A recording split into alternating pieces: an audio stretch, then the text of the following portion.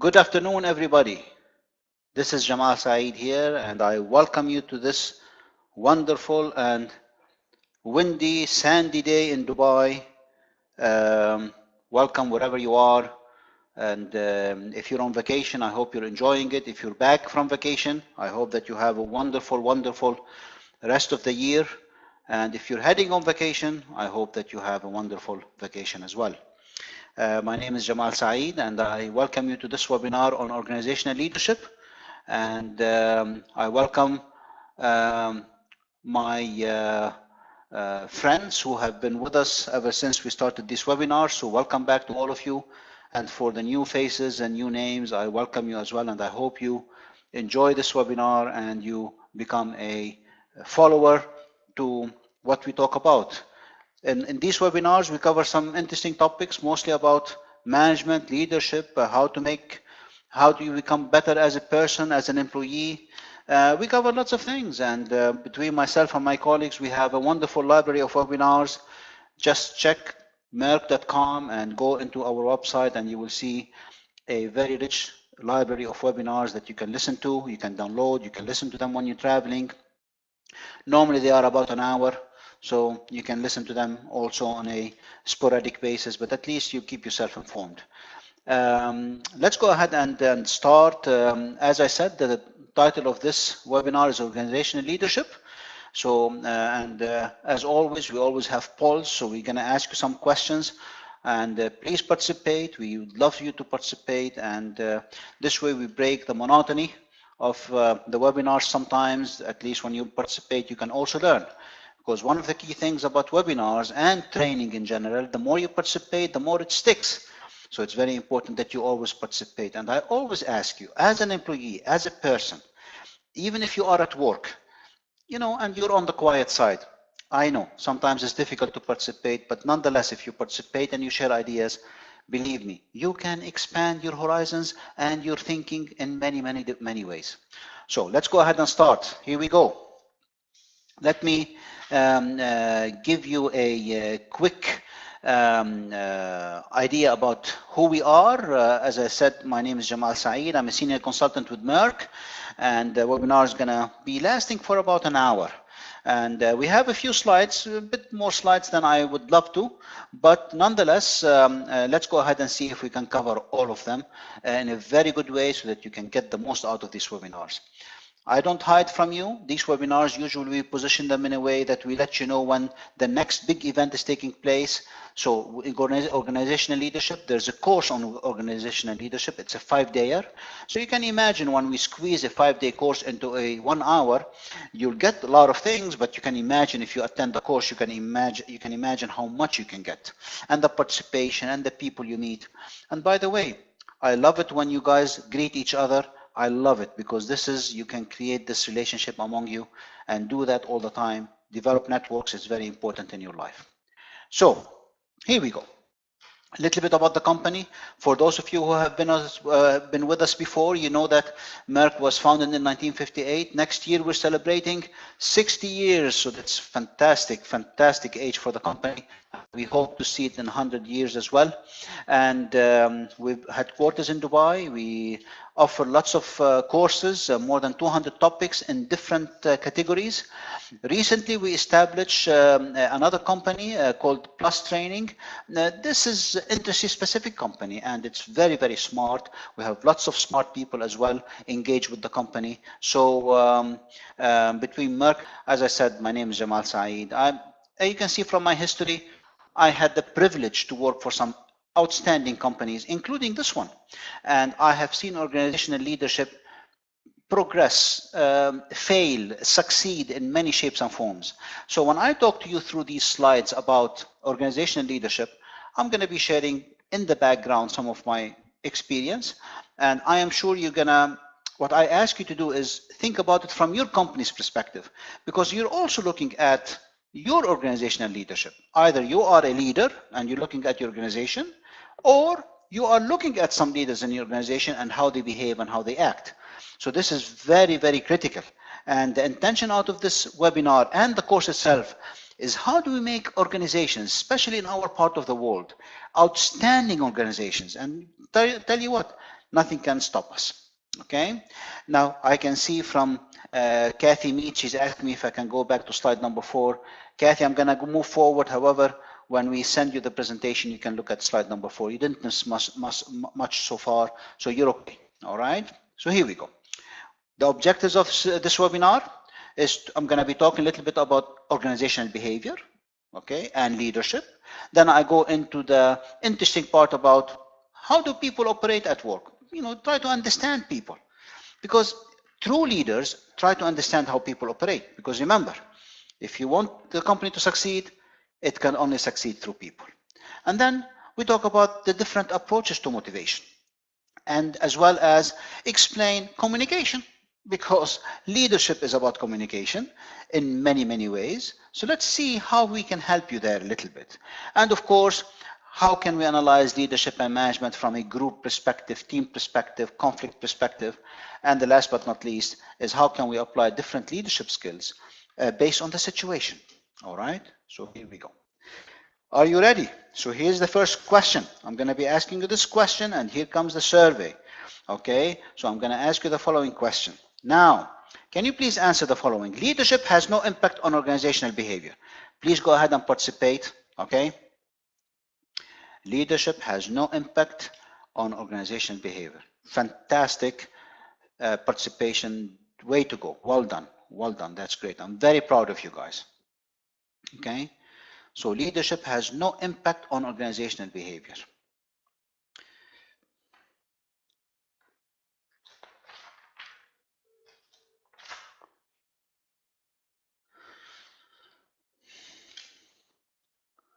All right.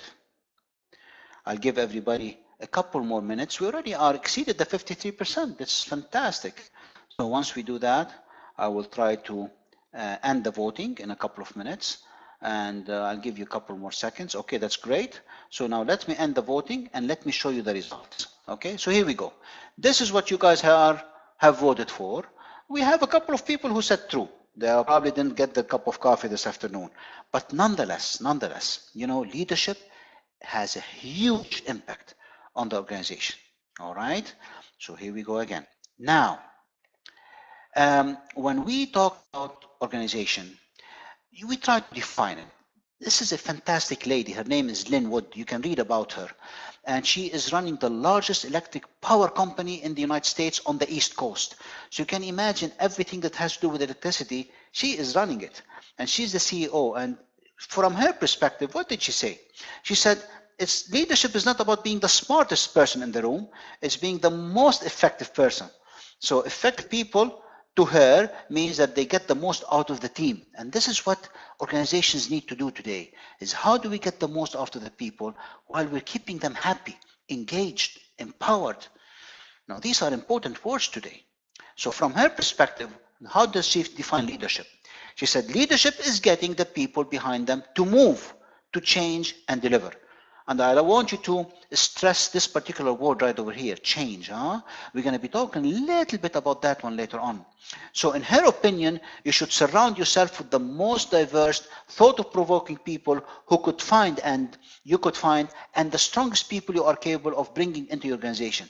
Now, did you see that one? You see how important it is that the people you bring to the organization are just as important as the people who are working within the organization. So that's a very important role for leaders. Who do you bring to the company? What blood do you bring to the company?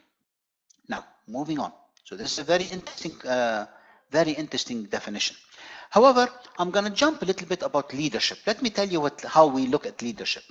Now, this is a quick summary. I love this summary because in many ways, many of you see such leaders in the place. Some of them are commanding, and the commanding leader would tell you, do what I tell you. I'm sure you know some of them in your workplace, or maybe on TV, or maybe in the newspaper you read about them. Some of them are visionaries. It tells you, come with me, you know. Some of them are affiliative. Affiliative, this means that they are more toward the people. They'll do anything for the people to keep them happy. Some of them are democratic, means what do you think? This means that they're asking for your opinion. No? That's very interesting. Some of them are pace setters. This means that do as I do now. This means that they put very high goals for the organization and they push the organizations to new levels of performance. Maybe this reminds you of Steve Jobs a little bit. Steve Jobs, in my opinion, was a pace setter. He really set a very strong pace for Apple at some stage. And then you have the coaching style, which says, try this. Now, in organizations, when we're talking about organizational leadership, these are typical leadership styles that you see in organizations. And by the way, each one of them impacts the organization and the behavior and the culture in a very interesting way. I'm going to repeat again. Each one of these leadership styles impact the organization and the culture of the organization in a very interesting way. So, which one would you pick? I suggest you try all of them, because there will be circumstances where you have to use one and then use another depending on the circumstances. However, when we look at this particular slide, look at this one. This is very powerful. This comes from our friend Robert Blake and Jane Mouton. That's what we call the Blake-Mouton grid. And this Blake-Mouton grid, what does it talk about? It talks about that when we look at people, we look at them, the level of concern they have for production. This means the level of concern we have for tasks, and that it is over here. And then how much they have concern for people, and you have this one over here. And if you remember the previous slides, when we talk about somebody who has lots of commanding style, you'll see them in this area right over here. Task leadership. They just don't care much about people. They want the job done. However, people who are, or leaders who are concerned about people, and they don't concern themselves about tasks, they are very easygoing and you enjoy working with them. So we call them the country club leadership, or at least that's what Blake and Mouton called them. And then, of course, if you miss both of them, what we call is the impoverished leadership. And definitely, this is not the kind of leadership we like to have in our organizations. And then you have the middle of the road, those who are somewhere here and somewhere there. I like it, and many of you think that this is the right leadership, but in my opinion, that's not. The one that I really like you to always aspire for and seek is this one right over here, which pushes the limits on both sides. So you are working with teams, you're working with strong groups, you are working to drive organization to a new level of behavior, because today organizations that excel are those where the level of concern of people and the level of concern of production is very high. So how do we do it? Now that's the interesting question. How do you do something like this?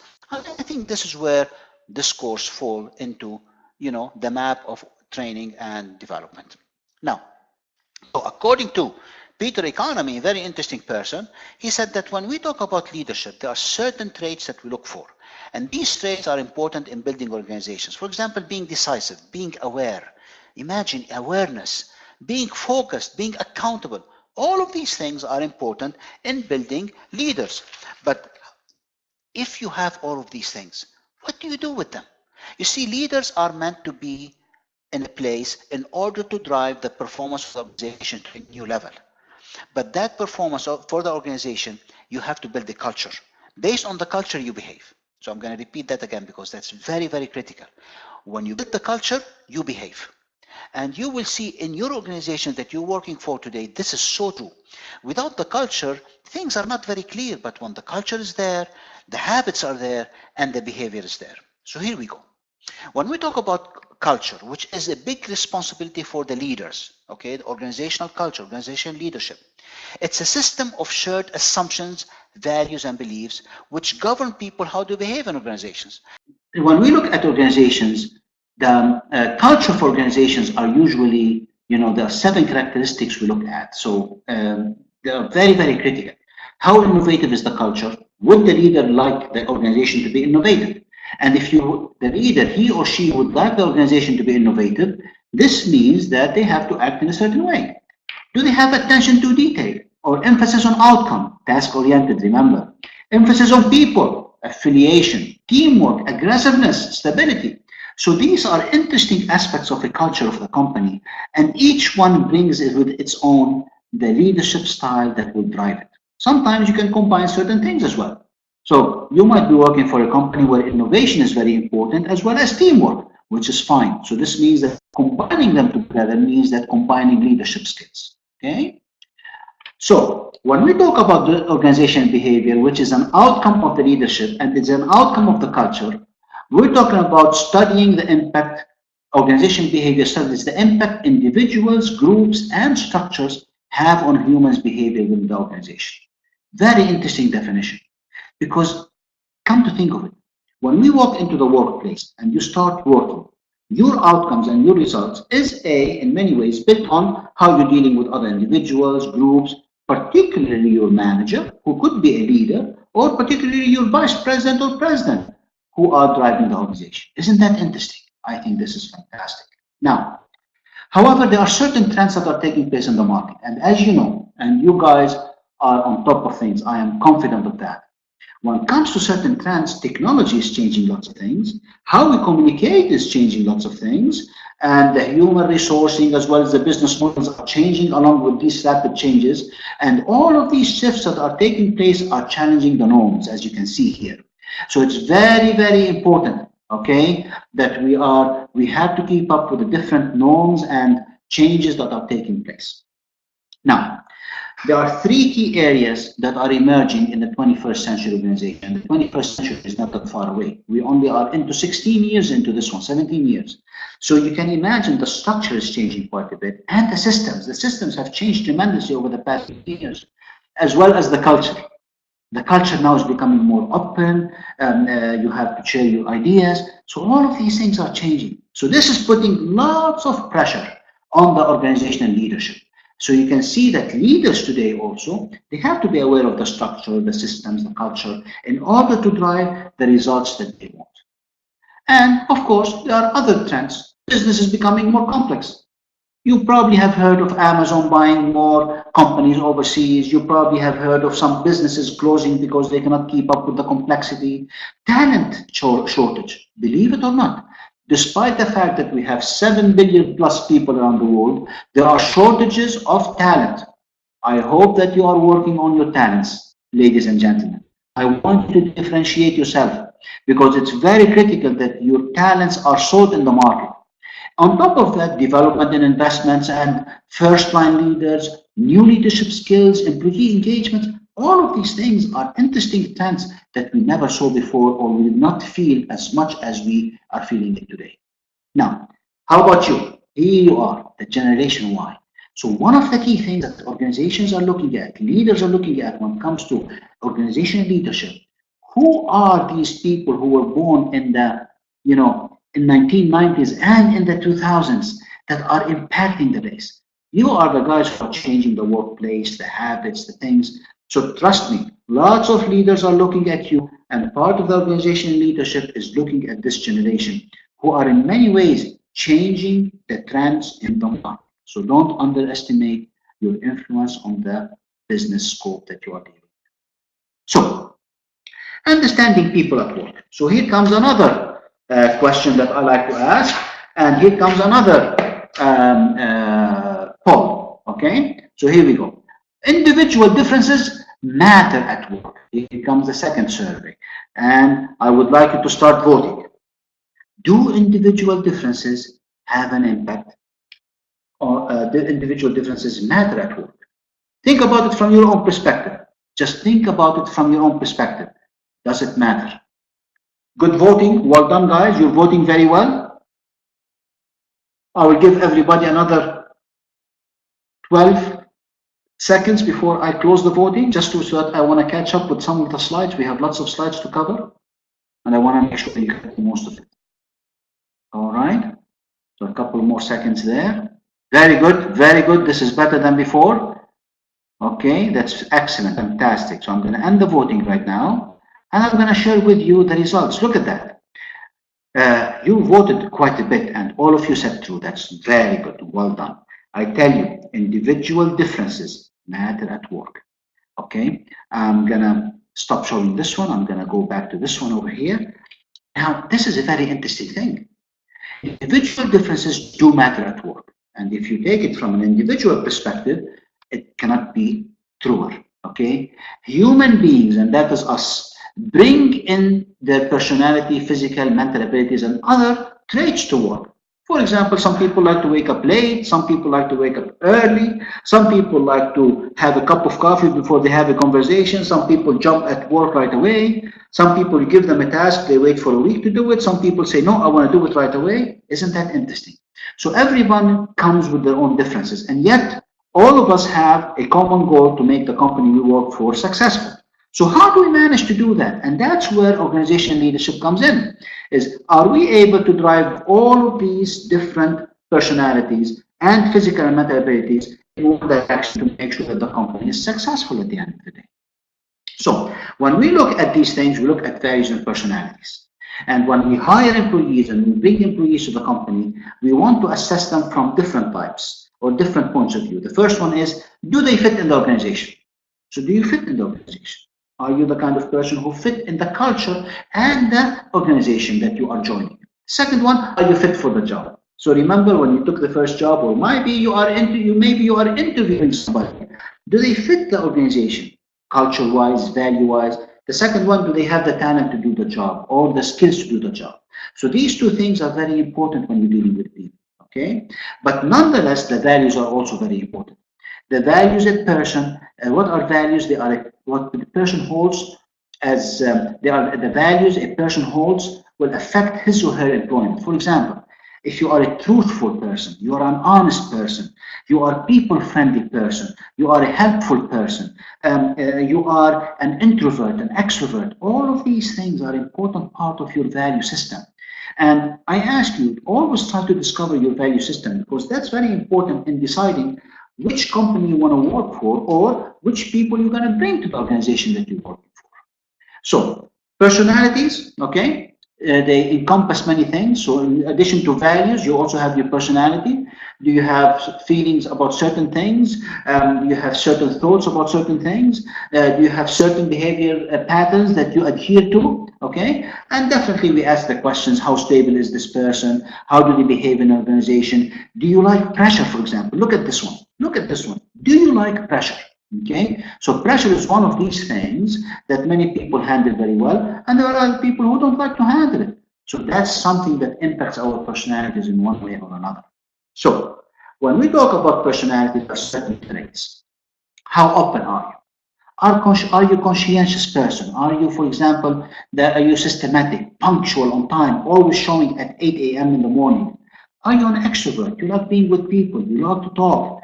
Half of your day talking with people, building relationships. Are you an agreeable person? Okay, you tolerate other people, even if they shout in the office, it's okay with you. And sometimes you have people who, if you shout in the office, they get upset with you. And of course, there are those who are, for example, they're being very anxious, irritable, temperamental. We are made of all different kind of things. And by the way, many of us have all of these things, but to certain degrees. So check your personality traits. It's an important part of the organization you work for. And leaders look at that. Remember, the topic of this webinar is organizational leadership. Leaders look at these things very importantly. Now, so, and with the personality comes attitude. And attitude has a very, very important impact on the job that you do.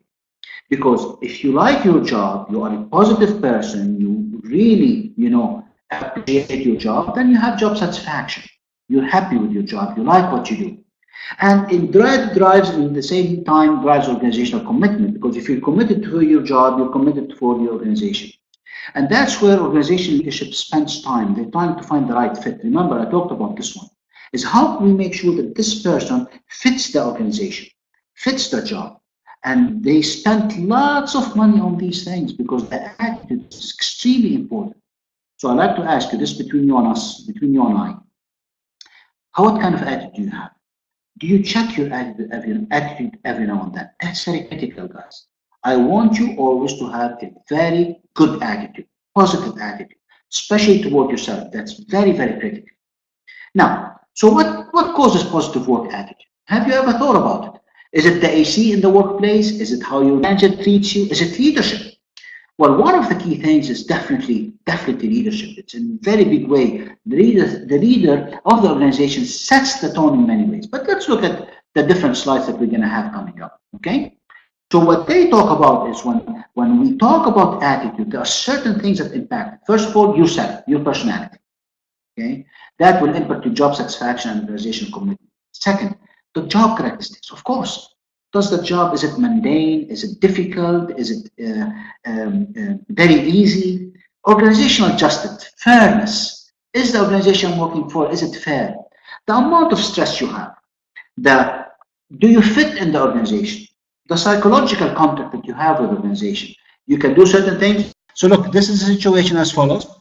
I will continue with the slides. Unfortunately, we have lost some time. In case the connection drops one more time, it looks like we have some weird technical issue today. If it drops one more time, what I will do is I will send you another invitation.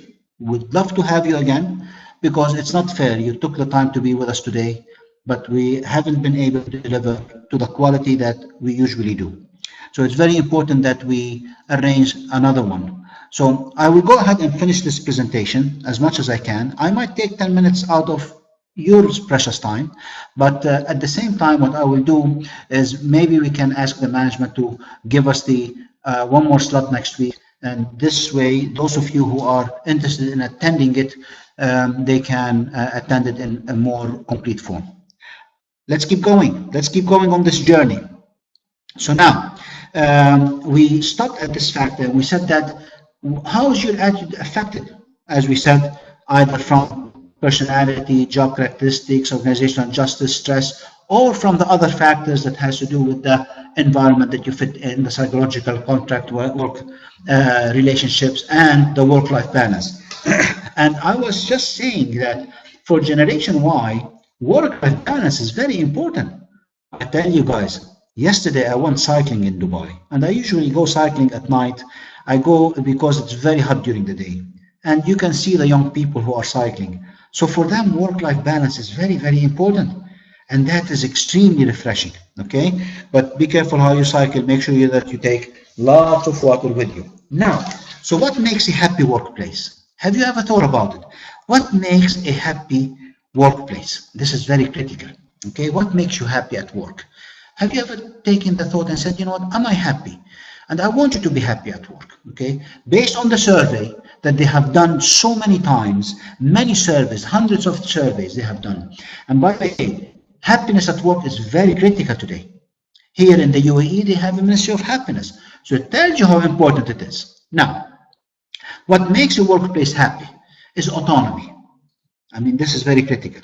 How much autonomy, how free I am to make certain decisions. Relationships, building relationships with colleagues that are supportive and friendly.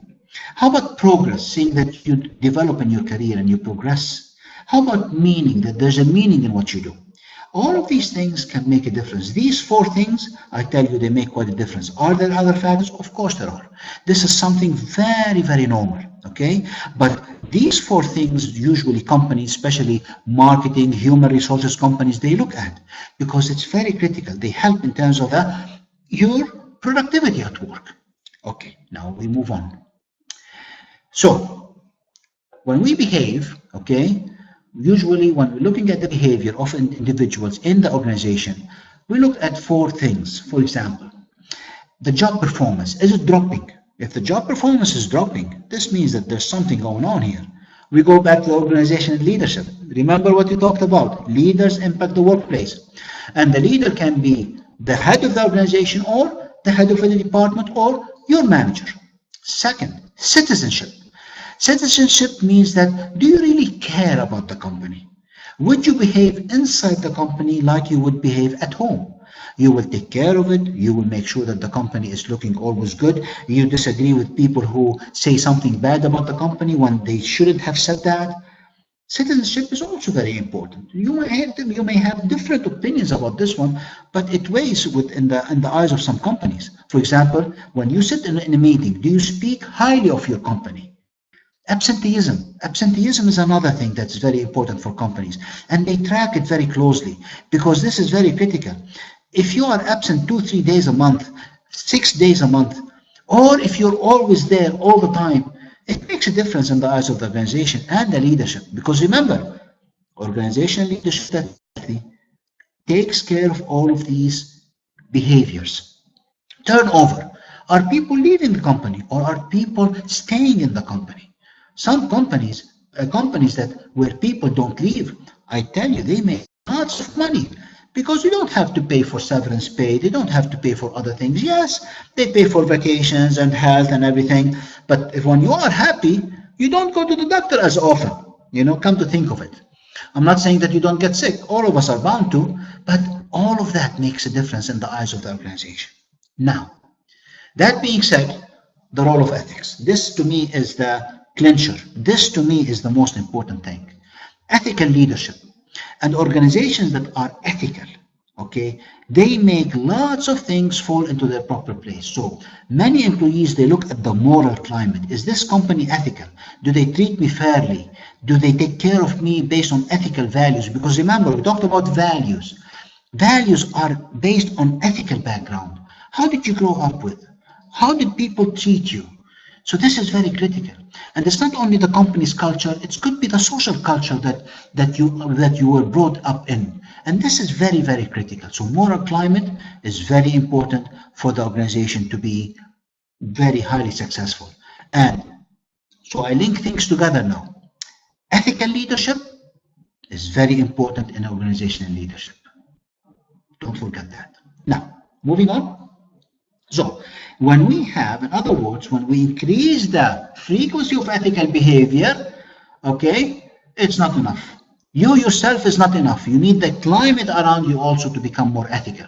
And sometimes you get tired. For example, you take care of things, you don't lie, you do all of your work, you are very committed, but you feel sometimes alone. I can imagine, because sometimes we all have been through it. You see that, wait a second, am I the only one who cares? But that's okay. Remember, your values also count. That's very, very critical. All right. So, but again, I stress the role of ethics is not enough to be on the individual level. It has to also propagate against the organization. And that's where the role of the leader comes in. That's why we call it organizational leadership. So look at this chart. This chart is beautiful. This chart is fantastic. Because look what happens here. When the level of commitment and citizenship is very, very low, okay, when it is very, very low, look at this one here. And when the level of problem and complaints, you know, they are not that high, okay, basically you are working in a low trust environment. You know, even if the, you know, people don't speak about problems, they don't complain. That's very interesting. But if the level of problem and complaints is very high and the level of commitment is very low, look what happens. People become disengaged and complaints, you know, become a bit of an issue. However, on the other side, when the level of commitment is very high and citizenship is very high and the complaints are very low, like what we have here, we have what we call a good complacent environment. Everybody seems to be happy. But that's not also, this is not also happy. This is something wrong here. Where would you would like to be? Is where the commitment is very high. When there's a problem, people work together to fix it. The level of trust is very high, and when the problem happens, you can trust that somebody is going to take care of it. When something happens that is wrong, you know that somebody is responsible to take care of it. This is in the middle is good, but this is the best. So organizational leadership drives toward that, because no place is perfect, no place is, you know, is going to be free of problems and complaints. But the question here is, do we have the responsibility, accountability, commitment, and citizenship to take care of it? And that's what makes companies great companies. Okay? Moving on. Here comes the third survey. So third survey number 3. Here we go. Job performance is viewed as a function of motivation, ability, and environment. Let's see. Can you vote for that, please, and tell me what you think? All right. We have a slow voting now. I do apologize for that. Oh, but it's picking up. That's great. Fantastic. Thank you so much. I'm glad you hanged in there. Thank you for being with us. So now, oh, that's very good. It's going up. So again, the question is, job performance is viewed as a function of motivation, ability, and environment. Is it true or false? I like the answers. That's very good, very encouraging. I'm going to give everybody another 5 seconds, and do forgive me if I rush a little bit, just because I want to make sure that I cover all the slides. And again, my apologies for the technical issues. You have been very, very patient with us. You are wonderful. All right, so here we go. I'm going to end voting right now just to be on the safe side. I'm going to understand. I appreciate those who pushed toward the end. That's great. So here we go. I'm going to show the results. And all of you answered true, and that's so true. This is a very interesting formula, by the way. Very, very interesting formula. Because when we talk about, motivation, job performance, it is a part dependable on motivation, part of it depends on ability, and part depends on the environment. And that's very critical because motivation-wise, you would like to be motivated, but do you have the skills and ability to do your job? Is your manager, leader taking care of that? And then the environment. Is the organization providing you with the right environment to do the job performance? You can think of any job that you have and think about it from these three angles. And you wonder why sometimes performance is not that high. Okay? So when we look at these things, we have some theories. So based on this formula that I shared with you, there are some theories. One of them is called the need-based theories, and smart people came up and they said, maybe we can tackle the issue of motivation from these angles. These are 4 very famous theories. I'm not going to talk about all of them. I'm just going to talk about one of them. For example, Maslow hierarchical theory, many of you have heard about it. The ERG theory, some of you have heard about it. Herzberg, some of you have heard of it. McClelland, all of them have to do with motivation. But to give you a flavor of what the theory talks about, here it is. This is Maslow. So Maslow, what he said, that people are motivated based on how they feel about certain things. And he divided the motivation into 5 key areas. We call it the Maslow pyramid of needs or hierarchy of needs. And he says that you have to make sure that, people physiological needs are met first before they move to the safety side. And before they move to the love and belonging, they have to go to the safety. And before they go to the esteem, you have to take care of the love and belonging. And so it's something going upward. Some of you are already here. Some of you probably at the love and belonging, you have a good job, you're building relationships. But sometime in the future, you're going to start looking at this esteem. I want to achieve certain things in life. I would like to buy a house. I like to buy an apartment. I like to get that big promotion I was waiting for. And then you have self-actualization. Basically, you start looking at bigger things in life. You start trying to take bigger role in society and all of these things. You try to write a book about your experience in life. Isn't that interesting? So when you as a manager or you're being managed, your manager could be looking at this part of the motivation. And they could be using other motivational theories as well, knowingly or unknowingly. Now, the other side of the motivation is this one, which is called process-based. Some of it is called equity theory, some of it is called expectancy theory, some of it is called reinforcement theory. I recommend that you get it, read about it, get to know about it. I will explain only one in this case because we're short on time. For example, equity theory, what does it mean? Equity theory is based on the fact that do you feel that you're being treated fairly in the workplace? And this equity theory can take different angles. For example, do we have distributive theory? For example, if you are working in a company and the company says you'll get a car, everybody gets a car. And it's not that you get the car and somebody else doesn't get the car. Everybody gets a car. That's what we call distributive. Procedural. This means that you apply for a vacation, it will take 1 day. Everybody takes 1 day for them to get approval. Not because you went to somebody else and they will approve it within 5 minutes. It's a 1 day thing to get the approval for the vacation. Interactional. How do you deal with your manager? Does the manager sees you the way that he sees or she sees the other person? Now that's a tough one because sometimes managers have some biases and that's normal in life, but too much of it is not good, as you know. So that's what we call about the equity theory, okay? And so once you have all of these things and you have these theories, you also have to look at how do we make sure that in addition to these theories, how can we keep the environment motivated? The motivation takes place through job design. You have to design the job very well. Now, this is a challenge for managers, but it's also a challenge for you because sometimes you stay quiet when you are designing the job. Today, you know what? Because of the transformation and the change, many people are asked to design their own job so that you do what you like. Isn't that interesting? Probably companies like Google, maybe like Apple, maybe NASA, maybe something like these companies, they ask you to, what kind of things you like to do? Some traditional companies, they give you the job and say, go and do it. There's nothing wrong with either philosophy, but it also makes a difference when it comes to job performance. Goal setting. Now, goal setting is very important, ladies and gentlemen. And as you know, as I previously said in many webinars, setting goals in your life is very, very critical. Performance feedback. When was the last time your manager told you, good job? I think you need to fix this. I think you can do better. How about the reward system? They reward you when you do something good. All of these things can impact the motivation. So in addition to the motivational theories we talked about, and whether you have physiological needs or you have safety needs and everything, these 4 areas are very important in defining the motivation of a workplace, which are at the heart of organizational behavior, which is very important for organizational leadership. So, empowerment, another thing that's becoming very big in companies.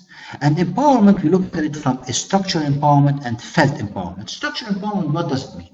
If you are in an organization and you fit into the structure of the company, do they give you the authority to do the job in that position? Or you are a manager, but you're not a manager, if you know what I mean. Felt empowerment. This means that you really feel that you're empowered. Even though you may have a small job or a big job, you feel that you can do whatever you want. And that's what happened with me in my previous companies. And this company, I feel I'm empowered in many ways. And I hope you feel the same way, because empowerment can give you lots of job satisfaction as well. Okay? Now, talking about goals, never forget this. You should always have your goals smart. Smart goals are very, very critical for your success. Always set goals in your life and make sure that they are smart, means specific, measurable, aggressive or agreeable, realistic, and time-bound. Always do that, okay?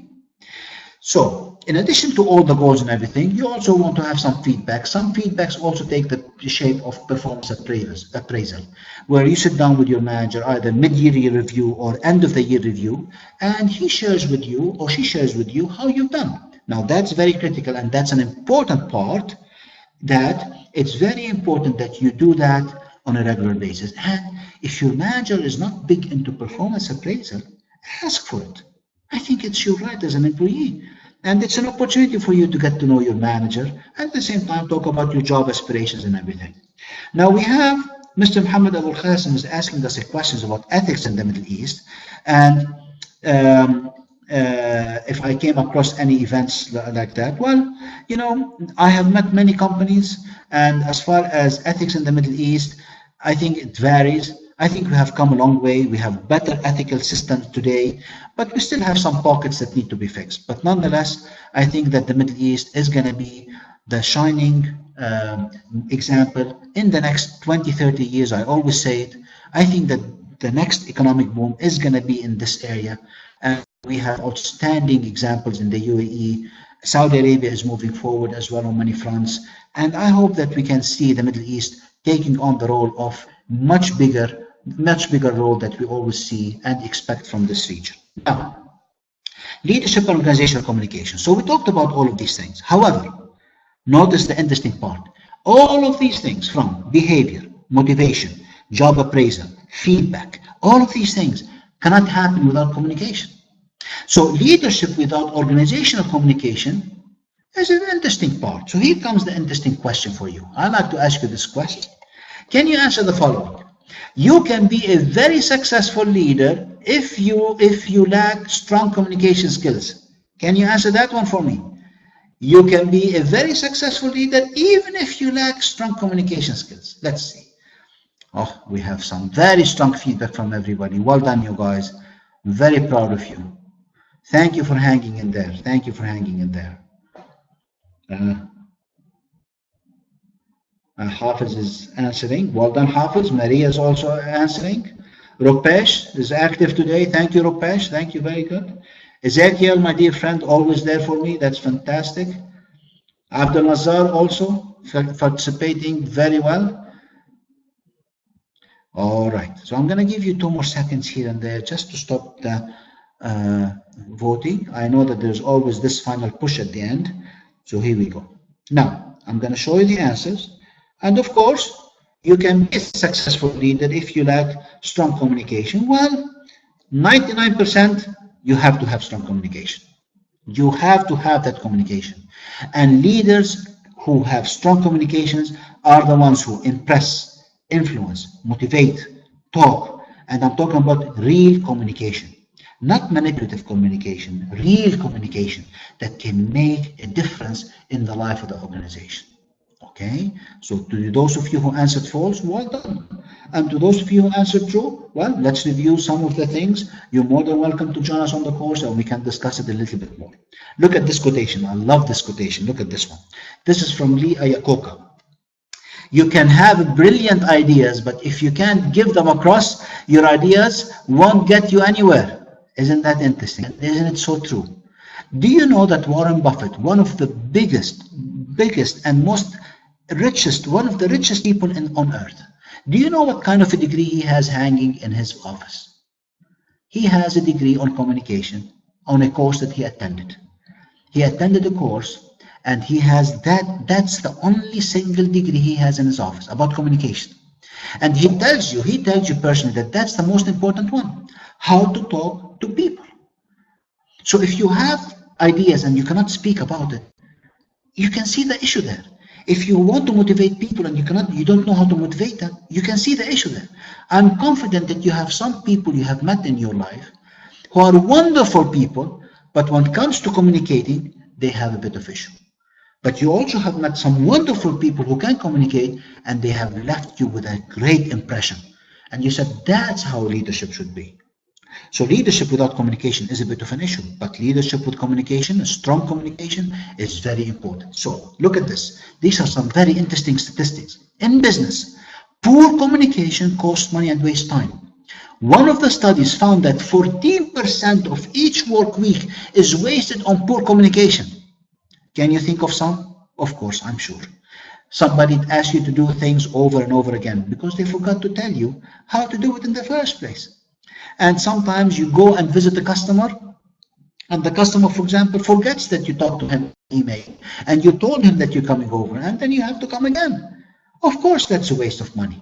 So make sure you spend time on communication. And leaders who want to impress the organization and drive it and change it, they have to invest in communication. Okay? Now, so effective communication is an asset for organization. It's an asset. And good communication helps company retain employees, develop employees, and make stars out of their employees. So when we talk about communication, you have this medium. You have the sender and the receiver, and you have somewhere in between where the message are transferring. That's where most of the voice comes in. You have some noise over here, where the thoughts are not clear. You have some noise over here where this person is listening to his mobile while he's trying to get orders from his manager. And then you have the medium over here, which is full of noise. Some drill over there, somebody is typing something, some telephone is singing somewhere. So you can imagine the noise all over the place.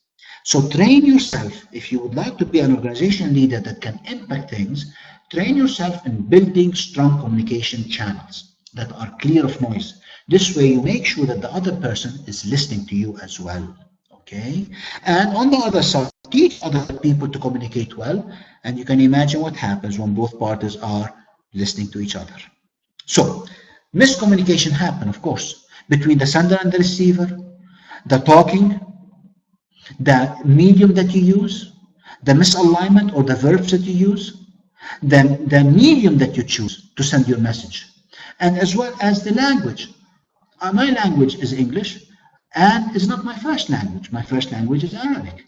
And I also speak Spanish. But sometimes, I tell you, even though I speak English relatively well, I get into trouble because some people don't understand me very well. And that's something you have to work on. So always work on your communication. Make sure that you're a top-notch communicator. It can help you a lot in your life. And you can imagine if you get your communication well, organizational leadership becomes a lot better all across the spectrum of the leadership of the organization.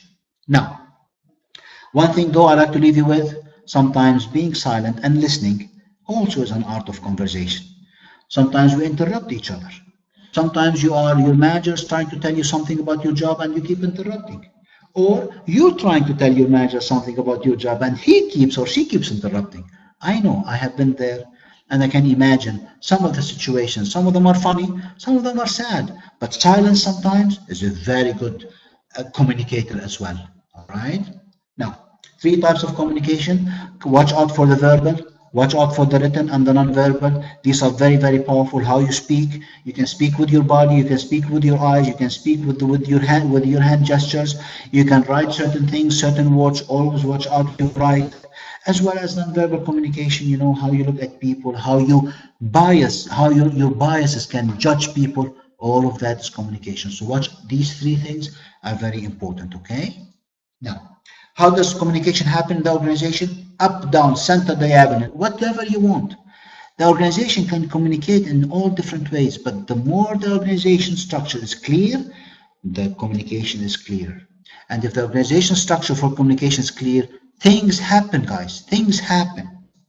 Moving on. So how does your manager or you spend your time communicating? Well, some interesting statistics there. 46% talking to subordinates, 14% talking to suppliers, 70% talking to other internal customers or other internal entities, and of course 23% talking to external customers. Is that true? Well, maybe to some extent it is, but at the end of the day, it might vary, but not too much. This is a very interesting study, and this is very, very strong. And it differs from different levels in the organization, but nonetheless, the lesson that we want to take from here is that organization leadership and organization behavior is impacted by the communication. Transparency is also very important. As you can see, I stress the role of ethics in this webinar, because also if you don't say something right, you will lose the trust of people, and all of a sudden people will not trust you, people will not respond to you, and that could be an issue.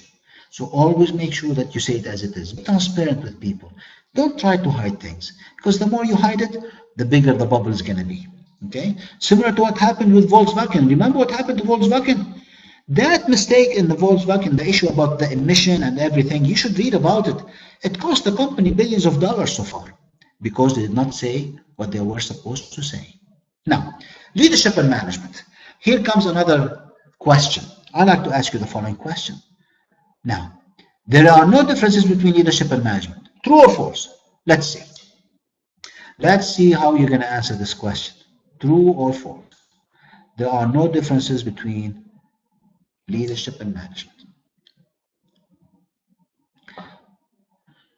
Very strong participation. Thank you so much. Well done. Hanan, what happened there? Hamad, what's going on? Hafiz, well done. This is very good. Very good. No, Hanan, don't worry. Don't worry. You did well. There are no differences between leadership and management. All right. I'm going to give you 5 more seconds just before I hang up and make sure that I show you the results, because as I said, I really like to catch up with things. And here we go. Now, the participation sort, we're looking at 42%, but we have some interesting questions. 15 out of 35, that's not bad, despite all the technical issues. So there are differences between leadership and management. Of course there are. Of course there are. That's something very normal. However, let me explain to you in the next slide how these things are becoming kind of smudged up with each other, okay? Look at this, What's going on here? Look at this. This is a very interesting slide. You see, this is leadership and management. On the right-hand side, you have what leaders think of, and you have on the left-hand side what managers do. So if a manager is administrator, then the leader innovates. If the manager is a copy, the leader is original. If the manager maintains, and managers have to maintain in order to achieve results, the leader develops. And if you read through all of these things, these came from a very interesting article in Wall Street Journal. So I always use this article. However, to some extent, today, management is being asked to take on more leadership role. I think you have to agree with me on that one. Because we are moving through lots of transformation and change, managers have to become innovators. Managers have to start asking what and why.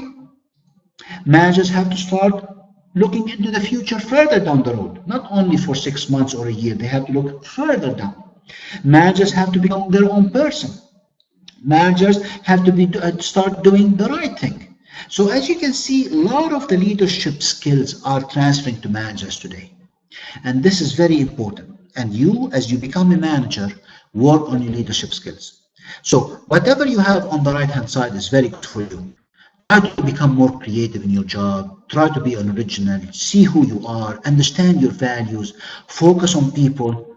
This is all of these things are very important. Inspire trust. And by the way, inspiring trust, you have to do it whether you are a manager or a leader today.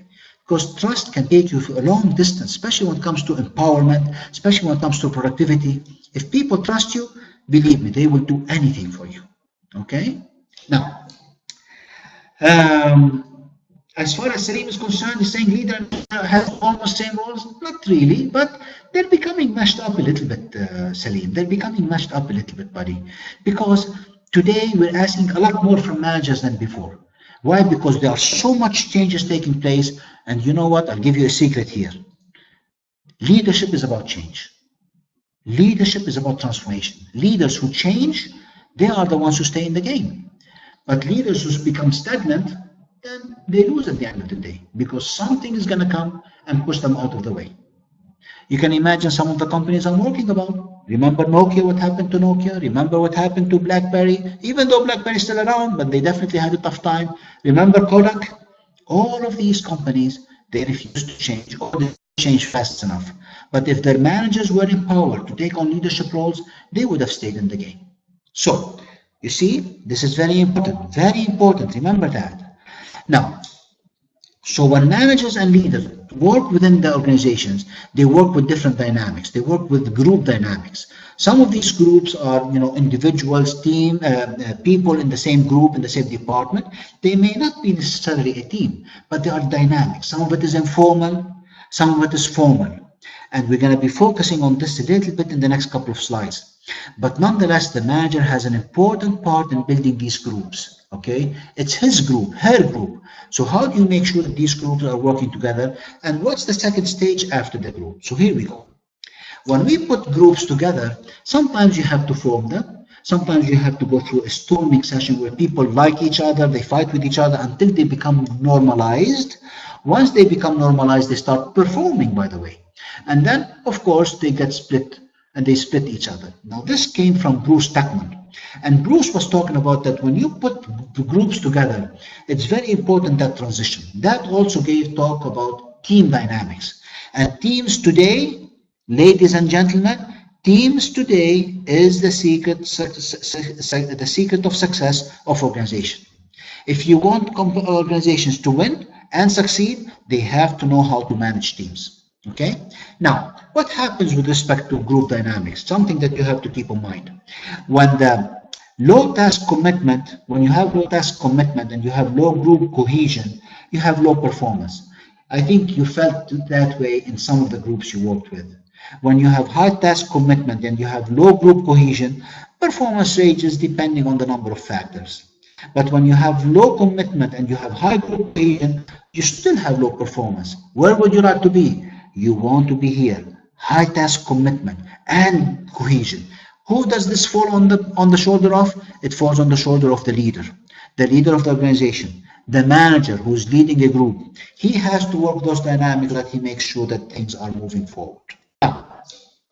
So teams are important, as I said, and it's very important that when you put teams, it could take several shapes. One of them could be a task force to come up with an important task, product to develop a certain product, cross-function to manage a problem, virtual teams all over the place, some of them in Canada, some of them in Dubai, some of them in Saudi, some of them in India. Top management teams, the top team that you have maybe to work on a vision mission. So teams can take different forms, huh?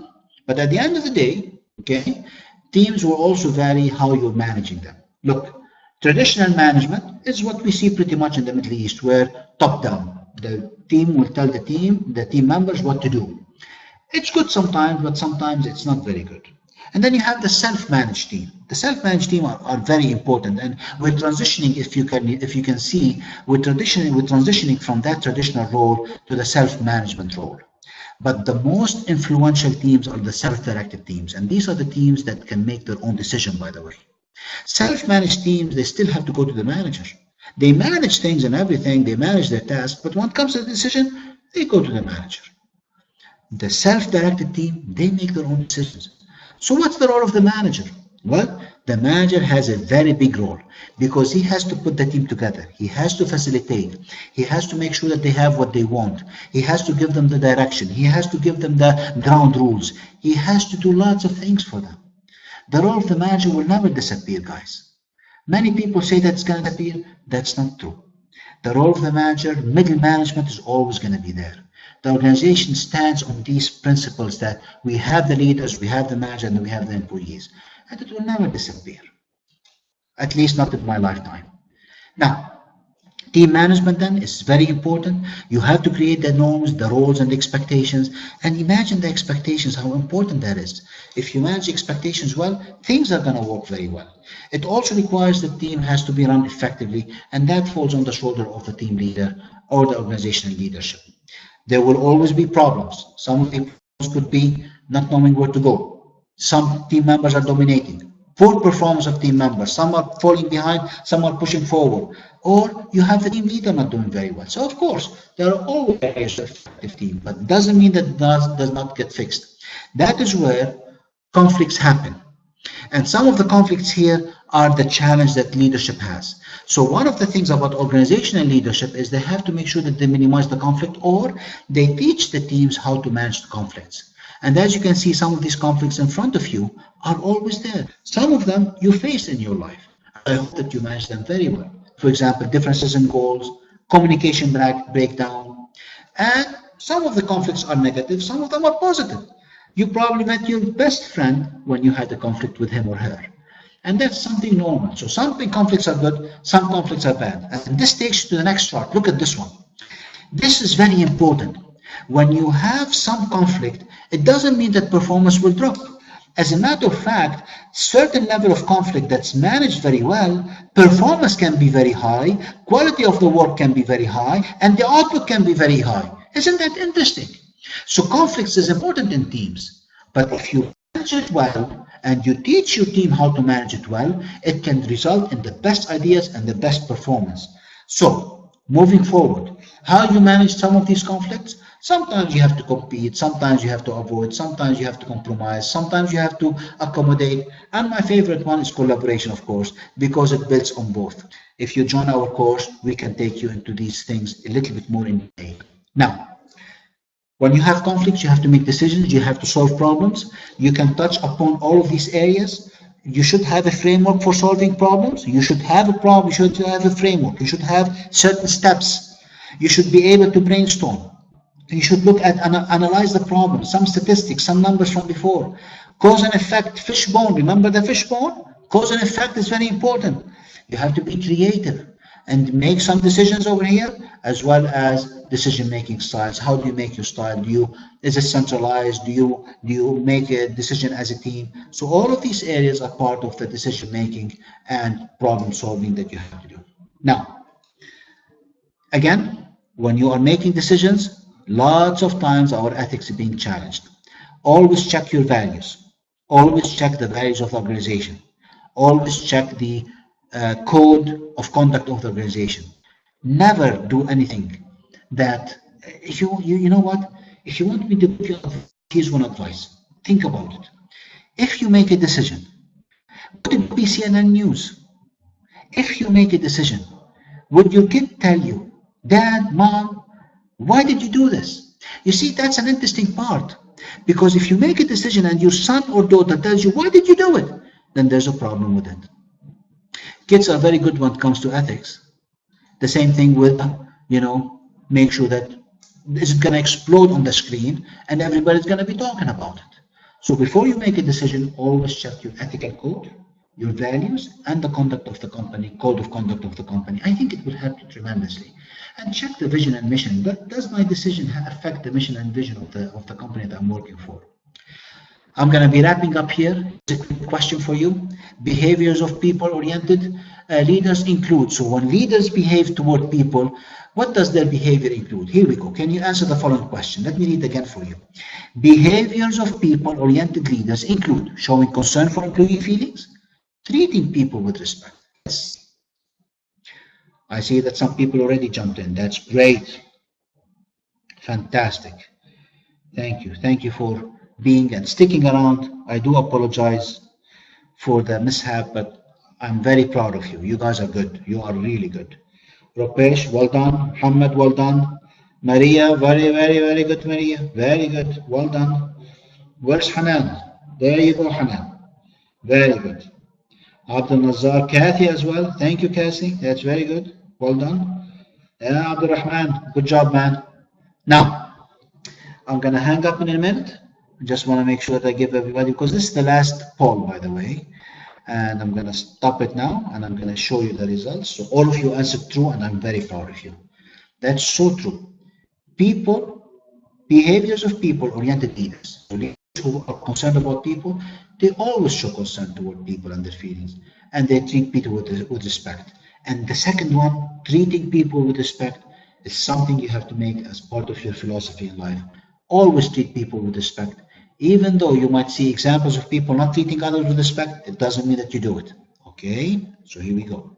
Now, so when we talk about leadership as well, and we're wrapping up with leadership, there are certain theories around trait approach. And when we talk about trait, we talk about integrity, intelligence, extroversion, consciousness, open to experience, self-esteem. But some problems start coming up when we judge leadership based on traits. And you know what? Maybe we need to look at the behavior thing. So they started looking at the behavior of leaders, and they said, you know, this leader is task-oriented, this people is people-oriented. Remember the Blake Mouton? Remember the Blake Mouton thing, the grid that I showed you before?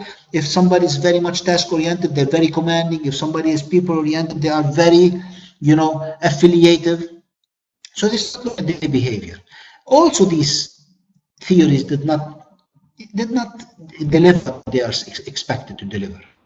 And then they came up with another set of theories, and these theories basically when we go to behavior issues, you will see that leaders behave, whether they are authoritarian or dictatorial or commanding, democratic or laissez-faire. However, the trait and behavior approaches, they did not deliver what scholars wanted, so they start looking at other things. And you know what they said? They said, can the environment make the leader? Isn't that an interesting question? Is the leader born or made? And based on number of studies, huge amount of studies, the leader is made by the environment. Yes, it helps to have some traits, it helps to have something that you're born with, but it's the environment that makes the leader. And this is where these four theories came up. I'm going to focus on one here, and I will show you three things that are very interesting. Now, this is what we call the Blanchard-Hursty situation in leadership. And if you are a smart leader and manager, and I know you are, you have to look at the situation you're in and apply the leadership style that fits that situation. An example, if you have a follower who has low competence, but his commitment is very high, her commitment is very high, you try to direct their behavior. Did you see that? Competence is low, commitment is high, you direct their behavior. So based on the situation, on the environment, you act. The other one is competence is low, commitment is low, you coach. Did you see that? If competence is moderate and commitment is variable, then you support, you give them, you support, you talk to them. You give them a little bit, you ask for their opinion, you give them, you know, some responsibilities. But if you are competent and you are committed, very, very high on both, you delegate. And based on the situation, you start applying your leadership skills. And that is where organizations are going. Many organizations, we want to build competent people and committed people. That gives money, that brings ideas, that builds interesting goals. The second one is Vroom and Yetton's normative decision. Again, look at this one. This is very powerful. Look at this. Based on the situation that you're in, take any situation, what we call the problem statement. Ask yourself these questions on the right-hand side. You have to ask these questions, and you have to make a choice. For example, if I want to roll out a health insurance plan for the company, is the decision significant? Yes, high. So I go high. And then I start asking my questions based on what I have on the right-hand side. I ask H or L, And I start drilling down that funnel until I get to the decision. This is a very interesting one. And by the way, you know that this particular model, we call it the role of context. Context means the environment that you're working in. Do you know that this particular one, Vroom and Newton, is very successful and lots of people use it? So I suggest you keep an eye on it. Read more about it. Last but not least, what are the trends in leadership? I talked about change. Transformation in leadership is becoming the thing. Leaders have to transform their organizations every few years, so you have to learn how to transform. We have the leader-member exchange. Interesting theory, but I'll talk about it a little bit. This means that I give you something, you give me something. It's like you're buying something from the supermarket. I give you $3, I get a gallon of milk. The same thing with servant leadership. Servant leadership means that you are supposed to serve the people. You are supposed to serve the employees. And authentic leadership. So as you can see, this is new terms in leadership. Some of them are 2 years old, some of them are 5 years old, but that's not too old. So an example, transformation leadership. You have to have a charismatic character. This means that you behave the way that you're supposed to behave, in a nice way, good way, confident way, committed way. Inspirational, because you have to drive people to new shores. Intellectual, this means that you have to be smart to some extent. And individual consideration, this means that you give everybody their chance, you care about people. Leader-member exchange, depends on a score, but look at this one. This means that if a leader is fair, the job satisfaction is high.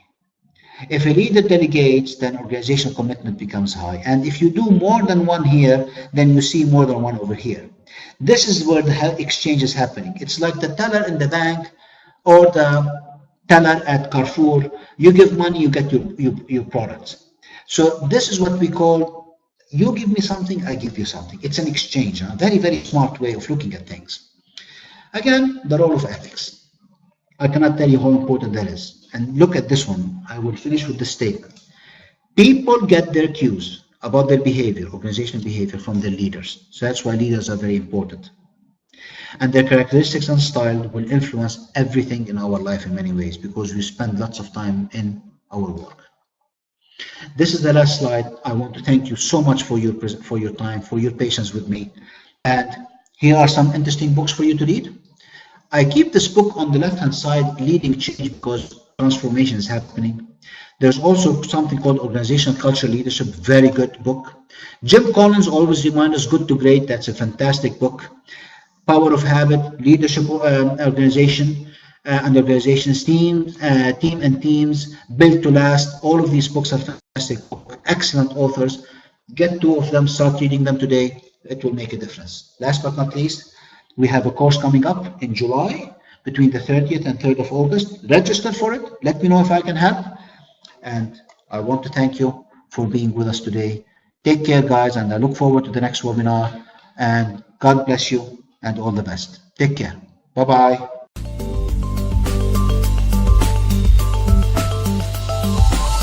Meirc.com